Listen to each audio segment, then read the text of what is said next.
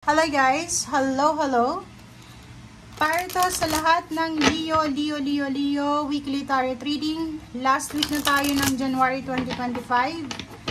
Ano ba yung development nyo for 2025 na January? So tingnan natin yung last week nyo. Ano ba yung message na para sa inyo? Wow! Leo! It's a celebration! Okay, celebration! Wow! First card mo Leo is celebration.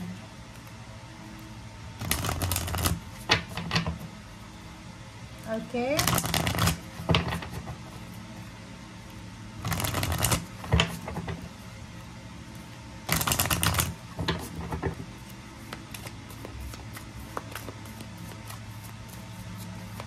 Okay, Leo. Tingnan natin. Wow. Okay, Leo. Congratulations sa linggong ito. Congratulations. Doon sa mga Leo na nag-expect kayo ng positive result, positive outcome, positive update, confirmation, positive confirmation. Congratulations sa inyo kasi talagang makukuha nyo yung positive na resulta or answer sa linggong ito. Okay? But, kahit marami kang isa-celebrate na success this week, make sure na piliin mong maging peaceful. Piliin mong maging humble. Okay? So, ibig sabihin, for example, nag-a-apply ka ng trabaho, nakuha mo yung trabaho this week, celebrate success without, intimidating sa ibang tao. Kasi, hindi mo naman masisisi sila. But, alam mo sa tarot, sa reading ng tarot, sasabihin ko sa iyo, Leo, pag may success ka, much better na wag mong ipagsabi. Okay? Kasi pag pinagsabi mo yan, kung naniniwala ka or hindi ka naniniwala sa evil eye, maniwala ka na sa ngayon. Kasi maraming success sa buhay ang mga tao na hindi nakukuha dahil sa evil eye. Kasi dahil yun sa mga taong inggitero-inggitera. Ang sasabihin natin, hindi ko kasalanan na inggitera sila, inggitero. But, hindi rin nila kasalanan na inggitero sila kasi emotion nila yun. Or pinanganak talaga silang ganon. And, parte yun. Kaya nga yun sinasabi na celebrate life peacefully, parang ganon. Humbly, parang ganon. So, walang masama sa engranding celebration, walang masama sa kung ano yung celebration na gusto mo, but make sure na yung mga tao na medyo evil eyers, diba? Yung mga taong hindi masaya sa success ng iba, iwasan mo sila. Okay? Sa panahon ngayon, sa panahon ng modern era na tayo, ang bilis, ang dami-dami mong ma-attract na evil eyers. Saan? Sa Facebook, sa social media, sa TikTok, or sa kung saan pa man. Kasi, pag nag-browse tayo doon, makikita mo, sige, kumare, nasa ibang bansa na, si kumare, ganyan-ganito, yumaman na. So, diba? Yung iniisip buti pa siya, tapos negative na yung isip, ganyan ganito, na pwedeng di ba, masira yung swerte na pumapasok sa taong yon. Okay? Kung hindi kayo naniniwala sa ganon, maniwala na kayo kasi napakahirap na sa panahon ngayon. Okay? Yung energy ng tao pwedeng malipat sa ibang tao. Sa pagbabasa lang yun pagkagising mo sa umaga, try mo.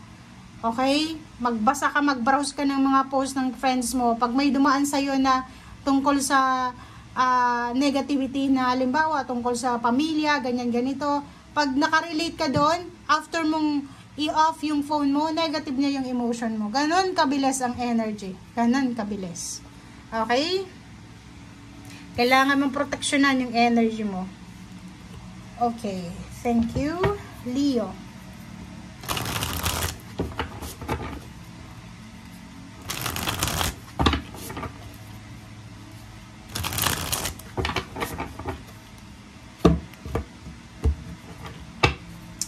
Okay, Leo, first card natin, second card. Oh, OMG. 8 and 3. It's 11. Diba? So, kasasabi ko lang sa'yo Diba? Kung makikita mo dito, Leo, yung energy na yan, it's all about the emotion, negative emotion May hindi ka sinasadya Diba? Isang tao na hindi mo sinasadya, wala kang kaalam-alam. Okay? wala kang kaalam-alam na galit sa'yo. Okay? Wala kang kaalam-alam na pinag-uusapan ka na talaga nila. Etong 8 of Swords na to, nakikita ko sa'yo na may isang tao na hindi siya makamove on eh. Nakikita ko dito, pwedeng mag-asawa yan, mag-boyfriend, girlfriend, pwede siyang air signs, Gemini, Libra, Aquarius, or kung ano man zodiac sign. So, mag-ingat ka dito kasi meron silang emotional pain, heartaches, resentments, grudges na, anong tawag dyan? Yung kinikip nila, 8 of Swords, hindi nila, yun, kinikim-kim ba? Yun yung pinakamalapit na word dito. Mag-iingat ka. Okay? So, Ace of Disc, sabi ko na eh. Wow! Okay, wow. 5 of Wands is all about money competition. Money. Ace of Disc. Nakakaloka. Kung nag-a-apply ka pa lang ng trabaho sa ngayon, sinasabi sa'yo dito ng baraha, posibleng mahihirapan kang mag-apply ng trabaho kasi ang daming kompetisyon. Kung ikaw ay may negosyo, lalo dun sa may mga negosyo, pwedeng tindahan yan, restaurant, or anumang tinitinda mo, mahihirapan ka kasi sobrang dami ng kompetisyon. Yung pera na to, is either matagal mo na siyang hinihintay, pwedeng sinisingil mo yung may utang sa'yo, instead na bayaran ka, pwedeng gulo yung makukuha mo dito. Okay, ikaw na yung magiging masama dyan. Okay, mag-iingat ka sa linggong ito. Upright na Hangman, Prince of Swords, sinasabi sa'yo dito, may plano ka sa linggong ito na gawin na posibleng hindi matuloy. May plano ka na posibleng matagal mo nang pinaplano pero this week, posibleng hindi mo tumatuloy. Okay? And Princess of Wands and Prince of Disc. So, nakikita ko sa'yo dito, may Leo na posibleng nag-i-expect siya ng incoming news regarding sa pera.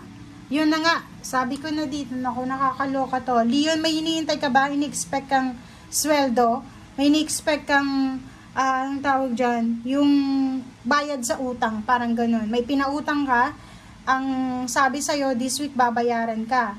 Ang problema, yung Prince of Disc dito, pwedeng mahang siya. Okay? Excited ka na? Buo na yung loob mo eh. Alam mo na this weekend or this Wednesday, this Monday, makukuha ko yung pera. But unfortunately, yun na nga, pwedeng hindi matuloy. Ito, okay?